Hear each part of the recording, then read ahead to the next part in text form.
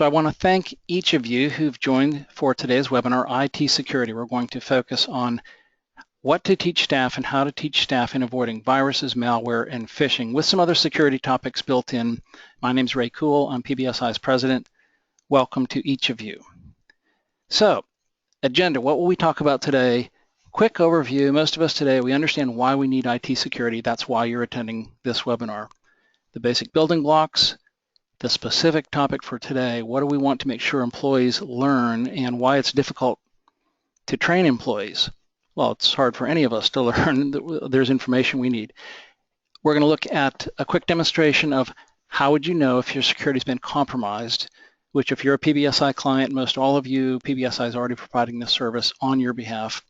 And then quickly, we'll review what IT policies and procedures related to security should likely be in your handbook. In all, we'll be finished in less than 45 minutes. We'll be efficient. So I'm going to move on from here. Thanks for your attendance. So many of you already know PBSI. You use our technology services, our security services, our software possibly. And many of you, this may be your first exposure to PBSI. So over 30 some years now, we have serviced hundreds of clients in healthcare and in business in Ohio, Kentucky, and Indiana. We continue to grow and expand. And among our staff, we have 27 people who've been with us for 10 years or more. So there's a great wealth of experience. And any of you who are PBSI clients, you know the truth of what I speak. People don't care about Ray, the president. Each of you know you care about, you'd pick different names, but the staff who really supply knowledge. So we have lots and lots of experience in the security environment, and this is a very important area where we're focusing. So from our experience, we're sharing information. Why do we need security? Partners, whether patients, clients, employees, everyone has a right and a need to expect that we will protect information that we store electronically, whether it's social security numbers for employees or patient information. Today, the internet is a dangerous place and increasingly so. Crypto locker, crypto virus, many, many variations of different kinds of security issues that arise.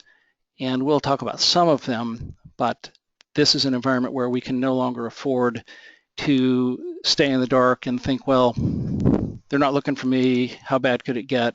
It's unlikely that I'll be compromised. There are many, many articles that we see. I would assume in the general press you see them as well as we do in the technical press, that breaches are increasing in severity, in quantity, in frequency. So none of us can see security requirements as inflicted by the government. We're required to do this. We need to, and you attending this webinar is a good indication that you already understand this. We need to make sure that we create and maintain security as a part of our culture. So primarily this means pay attention to our own house. And that means getting our security set up in order, but it also, and today's focus in particular, will be the training of our staff. So I'll describe why that's important here pretty quickly. So the basic building blocks of any security, redundancy and multiple measures, are a key principle in any security environment. So the principles include exterior security, interior, desktop, employee education, and monitoring. Why are these important? What are these things? Exterior is defined by outside of your network, basically your firewall, and it needs to be appropriate. You can buy a firewall for $100 or $200. Even inexpensive firewalls are, generally speaking, fine. What they have to be, though, is they have to be set up correctly. Your firewall needs to be set to be silent so that when pings come from the outside saying, who are you? What kind of operating system? What else can I learn about you? Instead of responding with, here I am, this is what I am, we set firewall. So getting an appropriate firewall and having it set properly is not an expensive thing. It's inexpensive. It simply requires the right knowledge on your behalf to make sure that things like redirection of ports, where hackers know that standard ports for Telnet or other things are on port 3261 or whatever. These are, to you and me, possibly this is Greek, and seriously, nobody could ever know what's on port 3261, but the fact is these are standards and hackers are well aware. So simply having your firewall set to redirect and simply hide and obfuscate what's on your server and on your network to hackers is just an important thing. So this is basic blocking and tackling. And so an actively managed firewall is the primary exterior defense. So evaluating things like dropped packets sounds like a foreign term, but a dropped packet's actually a good thing. It's an indicator that something was blocked. So if you don't have any dropped packets being reported on your firewall, it's not blocking anything. So anyway, appropriate setup, straightforward to do. Interior, this would be inside of your firewall or running on your firewall. So wireless in each of our organizations, hopefully all of you who have wireless networks have them set to require a password, meaning that your wireless is encrypted. There are various encryption levels, things that we can do to make our passwords more or less secure, but this is, again, if you have a network that you think because you're inside your building and you've secured with a firewall that you're not at risk, having an unencrypted firewall, somebody could sit in your parking lot and access your network. So again, fairly straightforward. Most of us understand this today. The other component here is software running on your firewall to do additional checks and try and block things before they ever come into the building. So these are important components. Our topic for today is what's going on at the desktop. So we want to make sure that all PCs are set appropriately so they have real-time virus updates, real-time updates on other applications. We'll talk more about why. But the fact is security issues are very frequently related to unupdated software patches, and they're very frequently, most frequently, related to employees whose behavior is not intentionally bad. Nobody tries to acquire a virus, but by lack of knowledge, they make the wrong click, open the wrong attachment. You may have done this, you may have employees who've done this, and you think, well, wait a minute, I have antivirus, it should have protected me. No antivirus on earth can protect against the wrong link being clicked or the wrong attachment being opened. You can put software in place that will minimize the things that get to the desktop. So many software products running on the firewall will block certain things and make sure it never gets to you, but there are a host of things that cannot be prevented, especially links. It's very hard to evaluate what's behind a link. So it gets to you in an email. How do we know how to evaluate what's bad? And so this is a topic that's really important. And a comment about this is you might agree, you may disagree. People don't learn the same way. Having a written policy, yes, it's really important, but I'm the kind of a person you put in front of me a one-sheet piece of paper that says, here are all the things you need to do to avoid security problems, and I may or may not read it completely, I may or may not understand it. The fact that you've given it to me, you think, well, okay, now Ray understands the policies. Whew, that's been done. Not usually enough.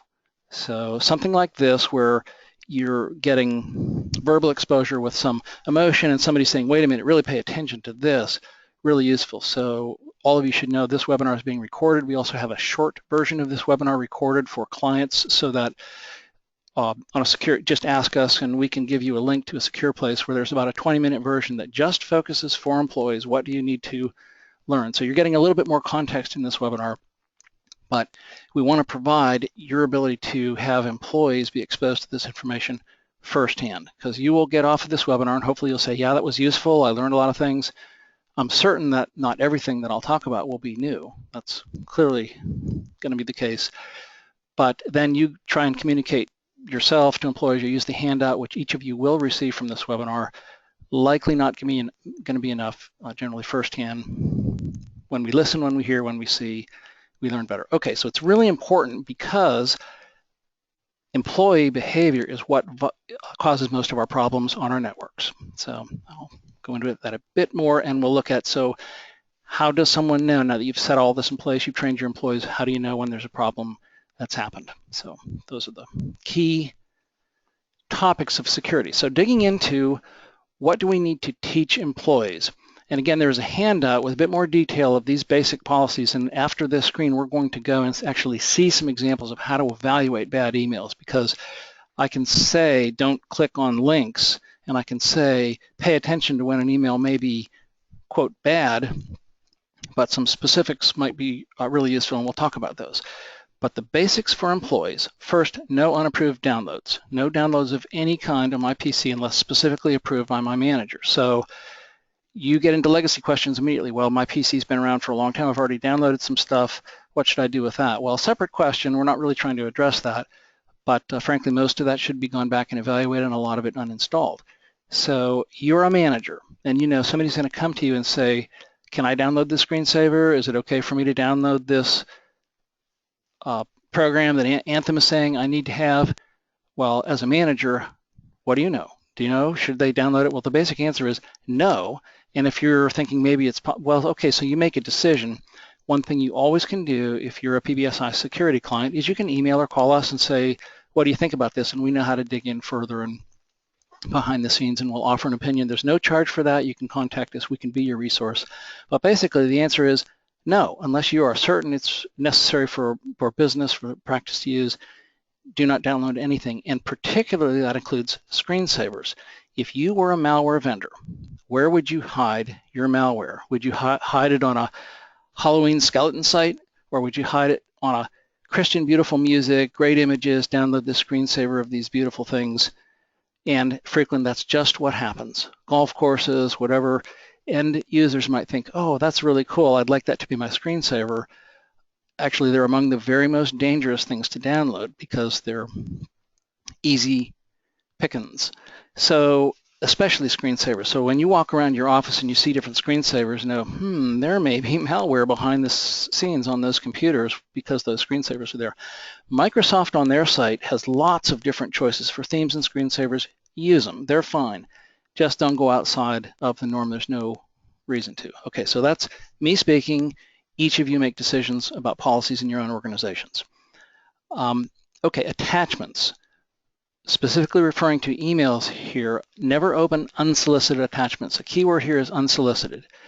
So at the end of this webinar, you're going to receive an email from PBSI, and attached to it will be a handout for your employees. Is that unsolicited? Not really, but you might consider it to be unsolicited. If you're not certain, don't open it. But I'm telling you, okay, so in this case, you know it's coming, you've asked for it, okay, there's very little likelihood it's going to be bad. If it's unsolicited, even if it's from someone who you know, the difficulty sometimes is identifying who you know. So what I mean by this, it's, I hope that it will never happen that you receive an email from PBSI and you'll think, I wonder if this is okay. But you will receive an email from some scammer, spammer that appears that it's from pbsinet.us or something that's not PBSI's address, and it's made to think and look like it's from PBSI. You didn't expect it. Your ears should be up for anything unsolicited. So now we do send emails like the invitation to this webinar that you received, and you clicked on a link because you trust us, and I'm simply saying that have your antenna aware, especially if something's unsolicited. And if an attachment ends with exe or zip or bat, or these are executable programs, they're not the only way to have an attachment be harmful, but they're particularly brazen that if you're downloading and opening an exe, you're opening a program and it's going to do whatever it's going to do, and the problem's been caused as soon as you double click.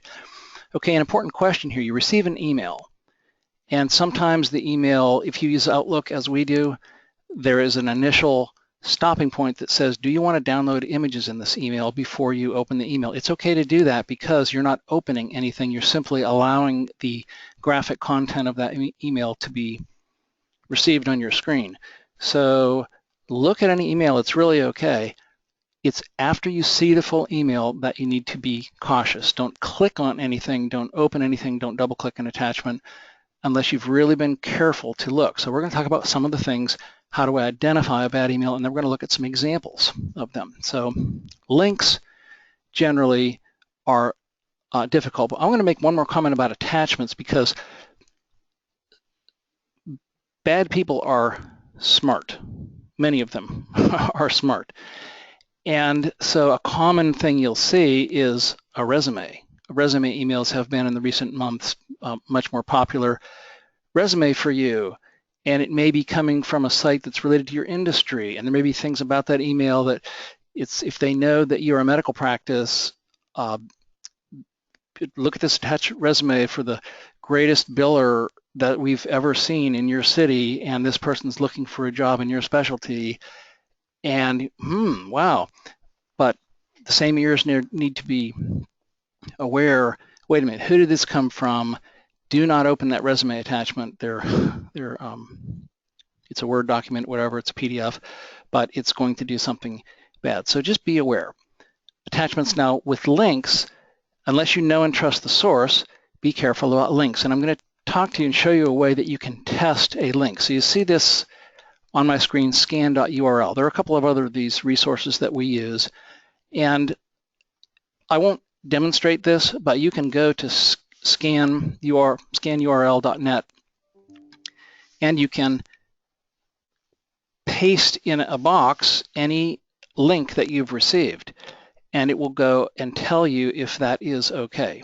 So the key thing here that I'm going to communicate today is you can use ScanURL or some other sites that we can recommend, and just let us know if you want to know the sites.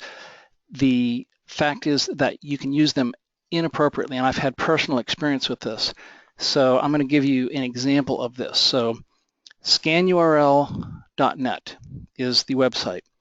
I received an email from an employee some months ago now, and it was just an extremely vivid example. So here we are in a security company providing security services. One of our employees gets an email and sends it to me, and it says, and I'm obviously hiding the name of that employee, "This is really the email I received. I just changed the name of the employee. Would you follow up on the link below and answer the questions so that I can receive the part I ordered?" So this employee had received an email from apparently American Express. He knows that PBSI uses American Express as our corporate card, and the email he had received was this: "Writing you because security concern, okay, and click on this link, American Express." So I received this from our employee, and I said to myself, security concern, don't know about this, and I did not click on the link, but I did. What I'm going to do right now is I'm highlighting this, and this is important. This is how you can misuse a site if you think, I know how to do that. I'm going to right-click on this, and I'm going to copy. Now, I'm going to go to my web browser, and I'm going to go to scanurl.net.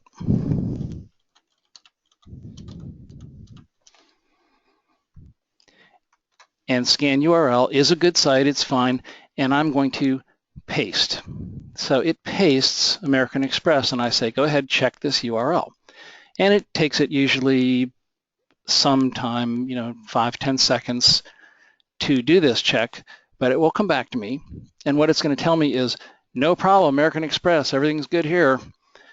And I'm thinking, oh, good, okay, so that must be okay. Well, I went to our security administrator, and he described to me what was wrong with my process. Instead of doing this and copying, I needed to right-click and say copy hyperlink, because the hyperlink that's underneath, if we look at the hyperlink, is actually, if you can see on my screen, it's actually era and the word security is misspelled, and so that's what I really needed to copy. I needed to copy my hyperlink and then paste that hyperlink into ScanURL. So another comment about this is, when I first did this on that day on ScanURL, it came back and said, yes, there is a security concern with this site. If I copy that same link today, it says there is no security link. I'm not sure exactly how this happens, but the things being checked on some of these sites like ScanURL, they are not foolproof. And what they're telling you is this is malicious for sure, but they're not telling you that this is a ad site that's going to download an ad tracker onto your PC. So just because ScanURL says we don't see any problem doesn't mean it's okay. It just means that it's not on the bad malware list. Okay, so we've seen one example where I'm going to say a smart and experienced person who should have known better got this email and said, yeah, okay, I guess we need to fix this, and he sent it to me, and don't let that happen to you. Okay, so that's one example. We'll look at more here in just a moment. So do not click on links unless you know the source. And so there are some examples now I'm going to talk about. Special caution from known persons. I get these regularly. Just this morning I got one that was in my spam folder, but it was from a client. And typical of many of these, it says something very simple, that the format of these emails, somebody's email's been hacked. So in this case, it's this client's email. And I got an email where I was included one of a handful of 6 or 8 different people who this email was sent to. So you think, okay, so this is not their whole contact list. This is somebody who's really intentionally sending this to me. And it said something like, thought you'd be interested, and there's a link. And, or I've seen these where they say, knowing the business you're in, thought you'd really find this useful, or whatever. Usually they're not saying, I think you'd find this funny, because I'm not as likely to click on that. They're saying ICD-10 related, or how to decrease your cost, something that would be of interest, but it's always short, and only content being a link, so there's very little information to evaluate. And we're at a place where we're saying, did they really send it to me? Should I click on this? And so frequently people click on it, and then the bad news occurs. And an issue with this is that the bad news may not be known.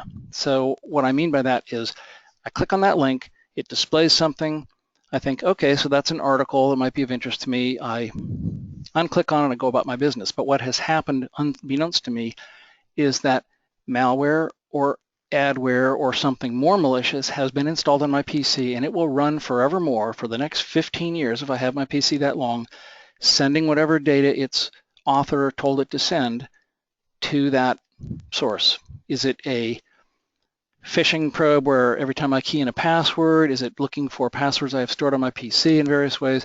What is it doing? The problem is I don't know that it's there because it doesn't announce itself. So that's a job of good antivirus and anti-malware software, is to find something that's running, but they are not perfect. I say they, any antivirus, anti-malware, they're very, very good, but we've all seen examples, and I assume you have as well as we have frequently, where the antivirus you're using does not detect, and you download malware bytes or something and it finally does detect. Well, so the caution here is don't do it in the first place. So the caution here is from known persons. So these emails I'm describing, I've gotten one from my daughter. Here's one key, is make sure it's their real email address. So I got an email from Emily Cool. That's my daughter. I hovered over her email address and it was something that's not her email address. First clue. Most of these we've seen, it's not their real email address. So it's a very short check. But other than that, it's simply a matter of have your antenna up. If you receive an email where the format is very brief, there's just one link, just delete it. If you want to send, not reply, but send an email to the person and say, hey, did you send me an email that I should click on? You can avoid social problems. So special caution, emails from known people. Solicited versus unsolicited, I mentioned this, so it doesn't mean known versus unknown, it means solicited versus unsolicited. Somebody replying to your email, that's solicited. Anything else, even if you know them, it's unsolicited. Just have your antenna up. Okay, from a work PC, this is a strong recommendation, visit only work-related sites. So probably each of you think you have a policy in place that's being followed in this area. Just like at PBSI, I think we have this policy in place, but we find that there are people, for whatever reason, they go on Amazon at lunchtime. There are things that are rarely, if ever, bad. This is a security issue. It's not a productivity issue. Maybe for you a productivity issue, but the fact is the reason we stick with work-related sites is to make sure that we don't start taking our half-hour lunch break and going into areas that are actually causing things to take place on my work PC that I really wish wasn't on my network. So these are short summary of some policies and procedures. Very quickly, some things that are also important but unrelated to the topic of links and downloads. I need to make sure my PC is set to auto-update all antivirus and all Windows apps and browsers. So that means Internet Explorer. With Windows 10, they have a new version of that called Edge, Chrome, Firefox, Adobe products, Microsoft products, Apple products. So the issue there is many of us see on a PC, we walk past one of our neighbor's PCs and we say it shows, do you want to reboot after update? Or it says, updates waiting to download. So the answer is always yes. And this is something employees need to know. If I see an update that's available from a reputable vendor. If it's Microsoft or Adobe or whatever, yes, we want to receive the update and we want to install and we want to reboot afterwards. Now, in an organization where somebody like PBSI is managing your security, we'll do this for you automatically. So you have no control over each end user PC. Now you could tell us, PBSI, I don't want you to do that, and of course we wouldn't, but we don't want to really leave this in the hands of the individual end user at the PC. We want to set it at an administrative level where these downloads occur and the reboots occur.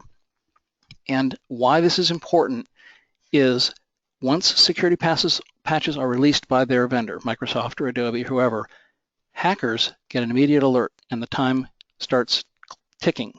So they are now notified. Microsoft has released a security patch for Office 2013, whatever, and they describe something about the reason for the patch, and hackers say, I didn't know about that patch, and so they realize, oh yeah, gee, I see, how did I miss this before?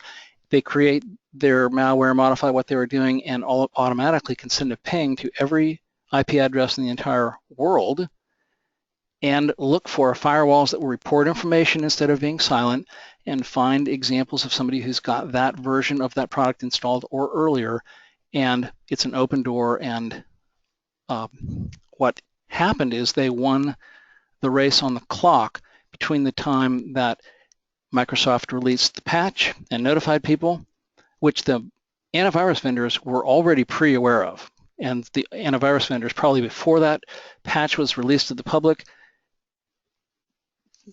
Bitdefender and Symantec and Viper and all the key vendors, they've already been alerted. They've already got the update installed on your PC. But if your antivirus isn't up to date, you didn't receive it. If your Windows 2013, your Office 2013 isn't up to date, you haven't received it yet. So by automatically installing these security patches when they're made available and doing it automatically, you prevent things.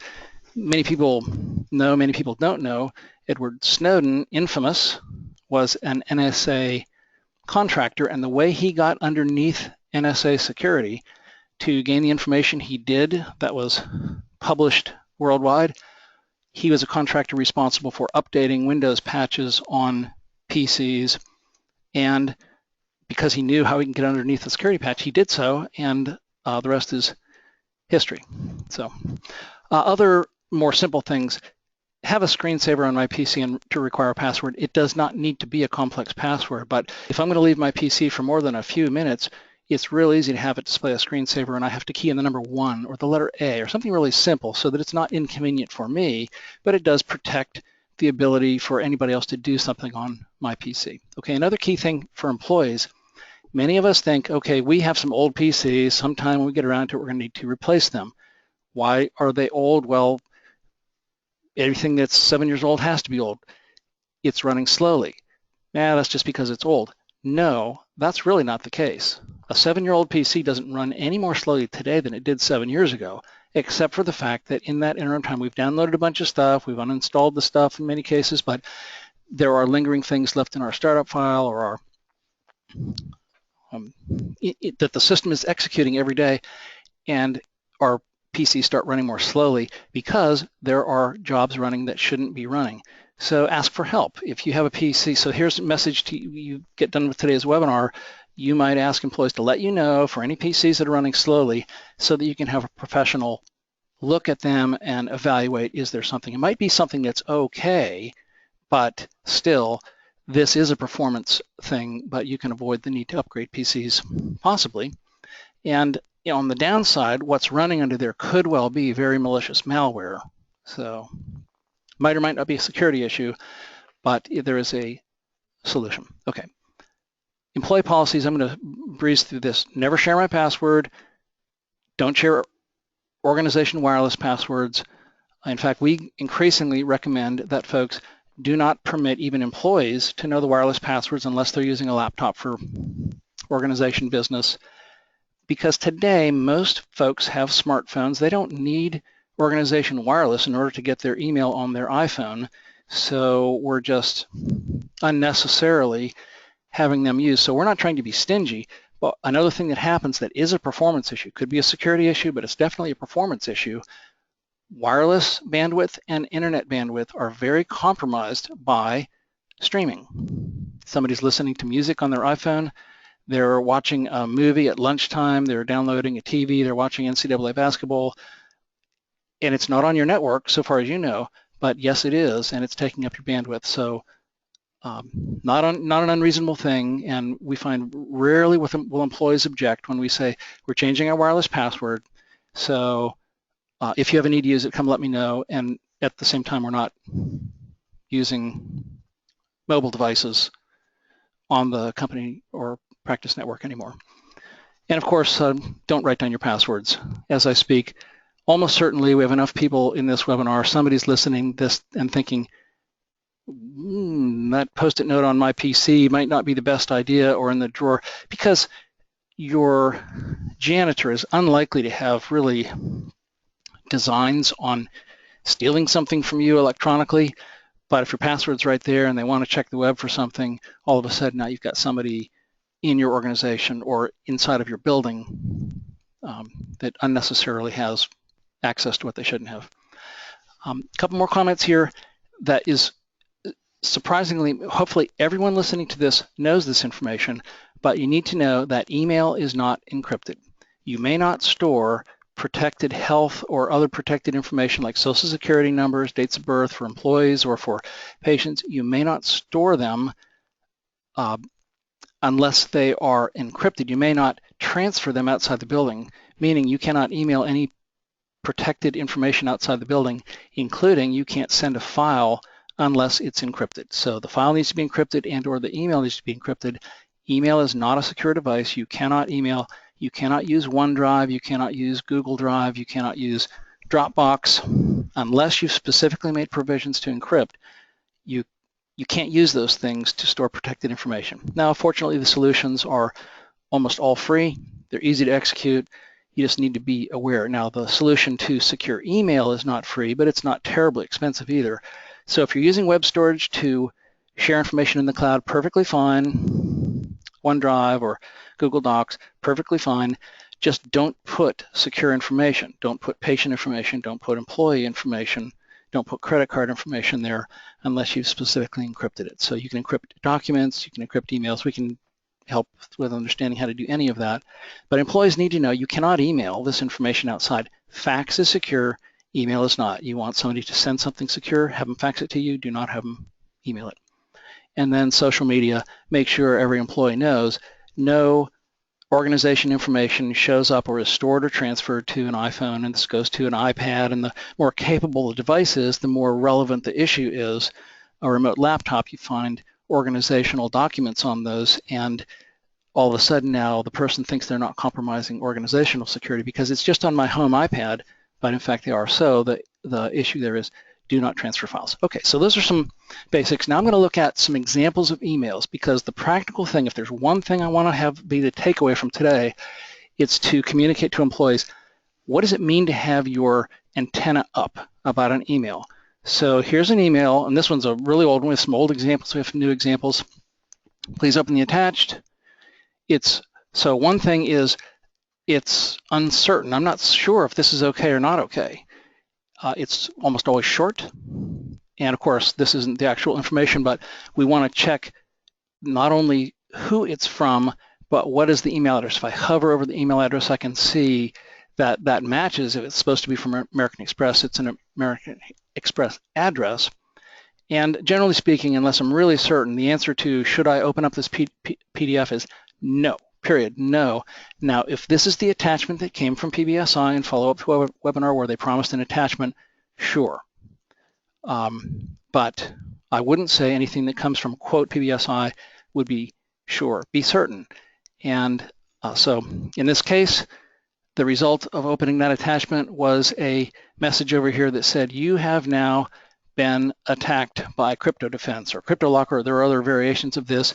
And if you'd like to pay a ransom, click here and I will unencrypt all the files on your drive and all the files on any network drive you're connected to, because you just encrypted all of the files in your entire network organization.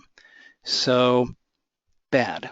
And it doesn't just seem that problematic when you look at it. Okay, FedEx to support, and see this one's coming from IceWeb. Many times they hide things better than that. It can say it's from Judy at American Express, but underneath, if you hover over it, you'll see that the address is really IceWeb.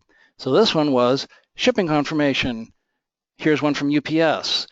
And these are increasingly, folks are very, very good at making these things look real. Here's one from PayPal. Here's one from Citibank. So none of these are real. These are all scam, but you can see that this says it's from service@citibank.com. If we were to hover over that and this were a real email, I would see who it's really from. So another thing about financial institutions is it's a rare case. Sometimes I've seen it, but it's always a surprise. Rarely will a financial institution give you a link to log into their website. What they'll say is, to your statement's available or whatever, log onto your website and you can now receive your statement, instead of click this link, because they know that that's bad security practice to tell people to click a link. So you go to the website, which is in fact what I did when I got that American Express. I went to American Express's website, logged in, and I found no notification of any security concerns. So that's, again, common practice. And so here's an example of the email that I was referring to earlier. So there are many other examples, and I won't belabor that. I'm going to do a very short demonstration now of how would somebody on the outside know if something like this is going on. This is a PowerPoint slide, but I'm going to go to PBSI's security monitoring site, and I'll show this is live now. So this is actually customers' names and so forth. And so we have a dashboard where the most important issues on servers and the most important issues at workstations throughout hundreds of servers and thousands of PCs are all displayed. So I'm going to limit this just to PBSI. So now here are the servers at PBSI and here are the PCs at PBSI, and it refreshes. This is information where every server that uses PBSI supplied antivirus and has security monitoring is automatically reporting to this website every 5 or 10 or 15 minutes, however we set it. And in this case, PBSI, cool, guess whose PC that is? Me. Its last response was on the 15th. Well, actually, that's an old PC that got replaced, but it's still on the network. So this is, there's information that at the dashboard level our technicians see, and there are red X's. Basically, this is the way to say to one of our technicians, there's a problem with this one and something failed here. What was it that failed? It was a daily safety check. And some of these could be performance issues, some of these could be otherwise. So on this PC, there was an install that failed of something that was attempted. On this PC, something's being deactivated, and so forth. So the very highest level problems, some of these are routine, they just need to be dealt with and fixed. Looking down below, the technician can see that automatic updates, there have been 6 consecutive failures on this PC and some history about that and why it happened. So I will not belabor more information, but we can see performance information, we can see security information.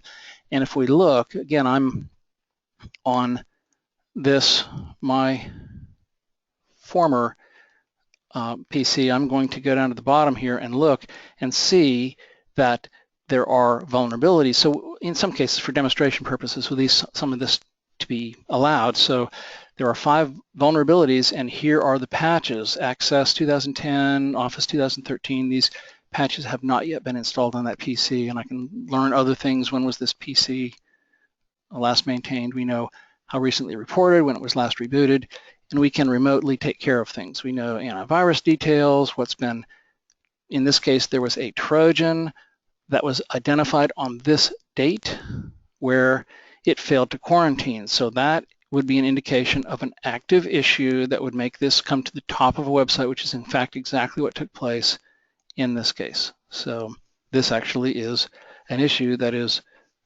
real. And so it's not the PC that I'm using, but it's an example of exactly how this works. So servers are alerted at one level with different things going on, hardware problems, virus problems. So if there is malware running on one of your PCs, it will show up, and a technician will be aware of it, and will send you an email or call or whatever, or fix it and say, did you know that there is a Trojan that hasn't yet done apparently anything wrong, but it's running on your PC? So somebody paying attention on your behalf, that's what security monitoring is all about. The good news, it is very inexpensive. I'll say it's free. You pay for PBSI antivirus, which is Bitdefender or Viper. We're making a transition. Both are excellent products. And by just paying the annual fee for Bitdefender or Viper, the security monitoring comes no extra charge. Okay, so I'm not trying to sell that service, but I am asking the questions. How would we know if our security is not working unless somebody's monitoring it, so I don't have to depend on an employee at the front desk to say, I think I may have a virus. Okay, so enough said about that. We've talked about the main things that an employee needs to know, and you'll each get a handout about that. Then in policies and procedures, which I'm saying policies and procedures are not a guarantee that you will prevent employee issues, but productivity-related issues, internet, wireless, documentation, destruction and retention policies, do we have good documentation that says in our organization, no social media, no instant messaging, no chat programs, these can be productivity-related, no Facebook use, or they can be security-related. What's our internet usage policy? What's our wireless? What's our wireless cell phone and iPad? What are our policies in these areas? What are our policies to destroy documents that have credit card information or retain credit card information? So these are just categories. If you'd like help with samples in some of these areas, we don't purport to be HR experts, but we certainly have been through the routine many times for our own organization and for others to help identify, so what are some policy templates that might make sense? So guidelines about what I am and I'm not allowed to do and what my responsibilities are as far as my own desktop. So the topics covered would be links and downloads and so forth. Remote access, requiring pre-approval is strongly recommended. You don't want an employee who can just hook up their iPhone and connect it to their Exchange work email without someone knowing about it, approving it, and setting it as permissible. And then handling protected or information, whether it's security, social security numbers, credit card, or patient information. These are categories, and it's not exclusive. These are just things that we find sometimes they're missing from employee handbooks. So what can we do to make our security better? Pay attention to it, understand from the checklist of the main 5 areas, which ones do I feel are really well taken care of. And if you're a PBSI client and this is served to ask more questions and answer them, contact us, email, call, phone call, and we're happy to delve into this, because hopefully in this case we've helped each of you who are already clients take care of these things, and we're monitoring on your behalf. But you're not certain, let us know. What you don't want to happen is be in a position of I don't know, because that really won't help you if you're contacted by a security auditor. The fact that you didn't know is worse. Please don't say that. And get ahead of it. So that's why you're attending this webinar. So how can we help? Online monitoring, firewall setup, email security, other IT services, or security assessments. We can help with these things. And there are other services that we provide. We're telco resellers. We can help reduce internet and phone costs frequently, phone systems. There are things that we do that some of our clients don't know. We're involved in some of these other areas. So just know, contact us. This webinar is not about trying to sell you stuff, so I hope you know that. I want you to know that we're, of course, open for business and happy to serve, but the primary intention today is help you train employees. So feel free to contact us, email. This is my contact information. We do free quotes, free demonstrations. We'll do a security webinar for your staff if you're a PBSI client, if you wish. So I want to thank you for your attendance, and know that you can reduce communication costs. But we are finished today, and I want to thank you for your attention.